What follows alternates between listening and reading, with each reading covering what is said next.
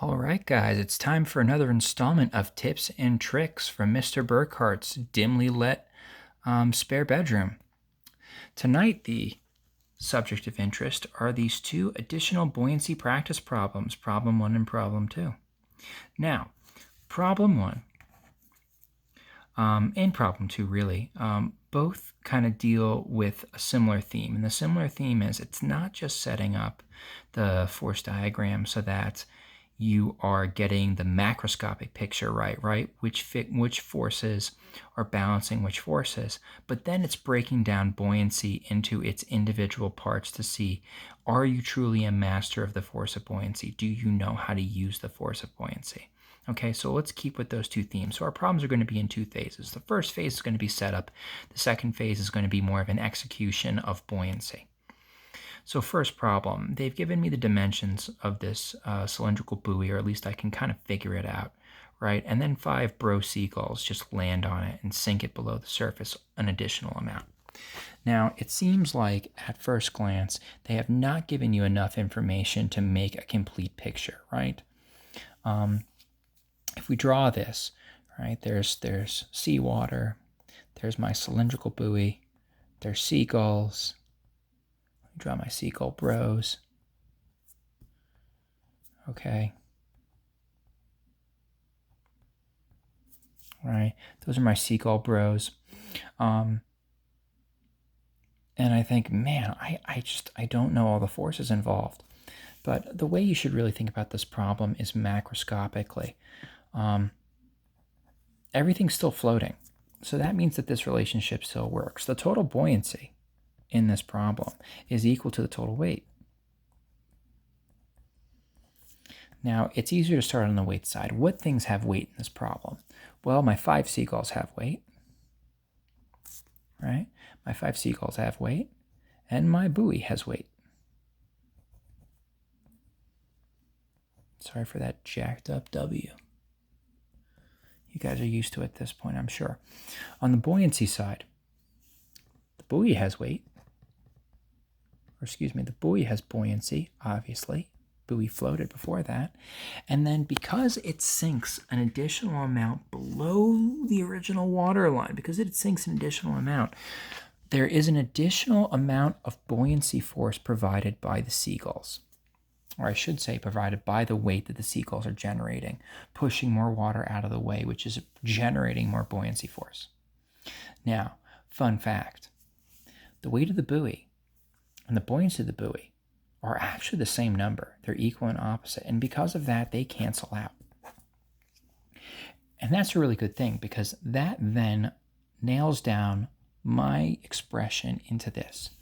The buoyancy provided by the seagulls is equal to the weight of those 5 seagulls. That's awesome. From here, I've done my whole macroscopic setup, right? I've looked at my forces, I've balanced them. Great, Burke, I feel great. But if you don't get the second phase, which is the breakdown buoyancy into its parts, you're going to have trouble completing this problem. Buoyancy is density times volume times g, which is equal to the weight of those 5 seagulls. Well, Mr. Burkhart, which volume, which densities, and which g am I using? Well, you're using 9.8 because we're on Earth. That one's easy enough. The volume is going to be the additional volume provided by the seagulls when it sinks below the original water line. So consider that the buoy is circular. So they've given you a circumference. They've given you a third dimension in the depth that the buoy has sunk. So you're going to have to derive volume from those two numbers. I'm not going to hold your hand through that. So you can find volume yourself. And the density is actually the density of the salt water displaced, which they've given you is 1,025 kilogram meters squared. So that's given to you. Okay? So once you know the density, which they've given to you, once you find the volume using the volume of a cylinder equation, once you use 9.8 meters per second squared, you can find the weight of these seagulls. And that works pretty well. Okay? Similarly, when we set up number 2, this is another weird problem, and we're going to have to make kind of a weird assumption when we make it. Well, I guess I'm going to start by making a really high-tech aircraft carrier. Okay. Perfect. There's my really high-craft aircraft carrier when we put a plane on it. Perfect. Okay. So there's my high-tech aircraft carrier. And on this high-tech aircraft carrier, there's actually an anchor. Ooh, there's an anchor. Okay. And the problem reads, I've got an anchor. It weighs a certain amount. It's in seawater. The force required by the ship to keep the anchor suspended while it's under seawater. Blah, blah, blah, blah. What is the density of the metal used to make the anchor? Okay. So we got to make a really weird assumption here. And that really weird assumption here is that in this situation, the only thing submerged in the water is the anchor. Okay? That is our weird assumption. The only volume of water displaced in this situation is the anchor. Now, that's just not true. Most ships displace a little bit of water. I mean, that's the whole point of how they work, right? If they didn't, I mean, unless it's a barge or something like that, if they didn't displace some water, there would be no buoyant force. It would topple over in a heartbeat.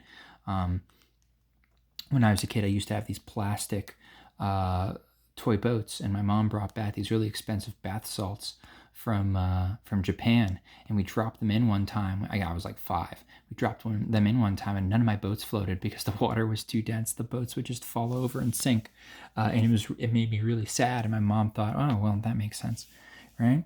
So we really only got 3 forces at work here. One is the weight of the anchor, which is a huge force, right? Anchors stop boats from going places, so that makes sense. One is the buoyant force provided by basically the anchor, right? And last but not least, the other really major force is the lift provided by the ship on the anchor. Some machine is pulling up on this anchor and allowing it to stay suspended, neutrally buoyant, but still underwater. So that makes kind of a weird setup. So we've got the buoyancy force on the anchor plus the lift is equal to the weight of the anchor. Okay. All right.